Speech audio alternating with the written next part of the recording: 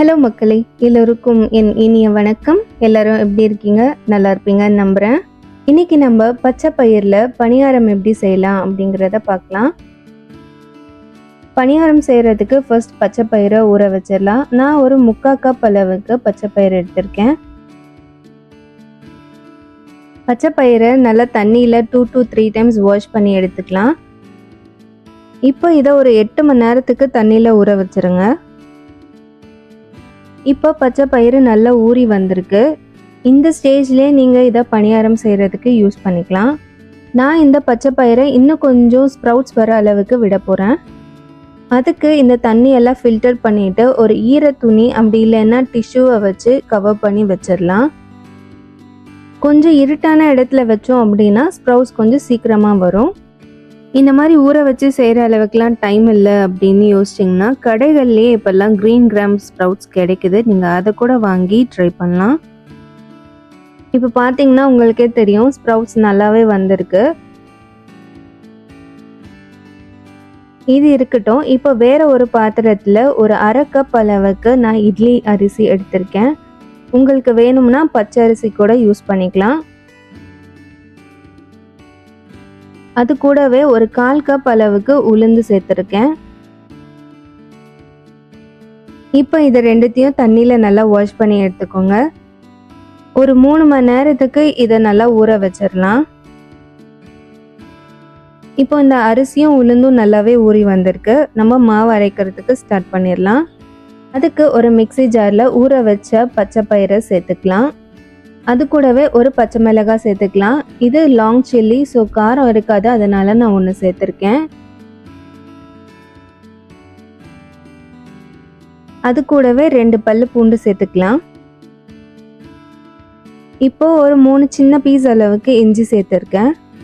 1/2 spoon அளவுக்கு சீரகம் சேர்த்துக்கலாம். இப்போ இதை நல்லா ஃபைன் பேஸ்ட்டாக அரைச்சி எடுத்துக்கலாம். தேவைப்பட்டால் கொஞ்சமாக தண்ணி சேர்த்துக்கோங்க. அரைச்ச பச்சை பயிரை வேறு பாத்திரத்துக்கு மாற்றிக்கலாம்.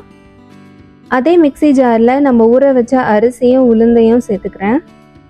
இதுலேயும் கொஞ்சமாக தண்ணி சேர்த்து ஃபைன் பேஸ்ட்டாக அரைச்சி எடுத்துக்கோங்க. இப்போ அரைச்ச 2 மாவையும் ஒன்றா கலந்துக்கோங்க. ஒரு 1/2 கப் அளவுக்கு மட்டும் தண்ணி சேர்த்து நல்லா மிக்ஸ் பண்ணிக்கோங்க.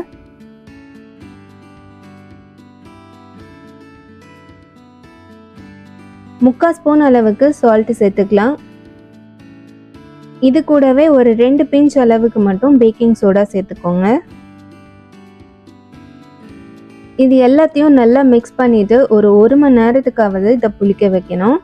அடுத்ததாக இந்த பணியார மாவுக்கு சின்னதாக தாளிப்பு கொடுக்கணும். அதுக்கு ஒரு சின்ன சைஸ் அளவுக்கு ஆனியன் எடுத்து நல்லா சாப் பண்ணிக்கலாம். கூடவே ஒரு 4 கருவேப்பிலையை நல்லா சாப் பண்ணி வச்சுக்கலாம். இப்போ அடுப்பில் பேன் வச்சுட்டு சூடான உடனே ஒரு 3 ஸ்பூன் அளவுக்கு ஆயில் சேர்த்துருக்கேன்.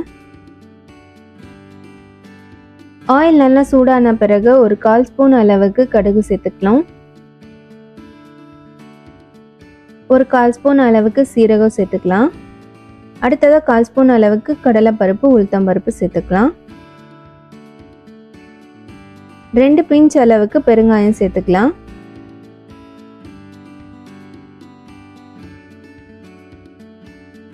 இப்போ சாப் பண்ணி வச்சிருக்க கருவேப்பிலை ஆட் பண்ணுறேன். கருவேப்பிலை நல்லா பொரிஞ்சதுக்கு அப்புறமா சாப் பண்ணி வச்சிருக்க ஆனியன்ஸையும் ஆட் பண்ணிக்கலாம். இந்த மாதிரி ஆனியன்ஸ் அண்ட் கறி லீவ்ஸ் நம்ம ஃப்ரை பண்ணி சேர்க்கும் போது பணியாரத்தோட டேஸ்ட் ரொம்பவே நல்லாயிருக்கும். ஆனியன்ஸ் எல்லாம் நல்லா கோல்டன் ஃப்ரை ஆனதுக்கப்புறமா நம்ம அரைச்சி வச்சிருக்க மாவோட இதை எல்லாத்தையும் சேர்த்து மிக்ஸ் பண்ணிக்கலாம். இப்போ பணியாரம் செய்கிறதுக்கு பணியாரம் பேன் எடுத்துக்கலாம். அதை நல்லா ஹீட் பண்ணிவிட்டு நெய் அப்படி இல்லைன்னா பட்டர் ஆட் பண்ணிக்கோங்க. நெய் அப்படி இல்லைன்னா பட்டர் ஆட் பண்ணும்போது ஒரு நல்ல ஃப்ளேவர் கிடைக்கும். இப்போ நம்ம ரெடி பண்ணி வச்சுருக்க மாவை பணியாரம் பேனில் ஊற்றிக்கலாம். நார்மலாக நம்ம செய்யக்கூடிய பணியாரம்லாம் விட இந்த மாதிரி ஸ்ப்ரவுட்ஸ் யூஸ் பண்ணி செய்யக்கூடிய பணியாரம் ரொம்பவே ஹெல்த்தி. இதை ஒரு மூடி போட்டு நல்லா வேக வச்சுருங்க. மூடி இல்லாட்டியும் பரவாயில்ல, அப்படியே கூட செய்யலாம். எனக்குமே இந்த பணியார பேனுக்கு மூடியெல்லாம் வரலங்க. நான் வேற ஒரு பாத்திரத்தோட மூடியை தான் இதுக்கு யூஸ் பண்ணியிருக்கேன். இப்போ ஒரு சைடு வெந்ததுக்கு அப்புறமா இன்னொரு சைடுக்கு அதை திருப்பி விட்டுறலாம். இப்போ பாருங்க நம்மளோட பணியாரம் பால்ஸ் எல்லாம் சூப்பரா ரெடி ஆயிருக்கு.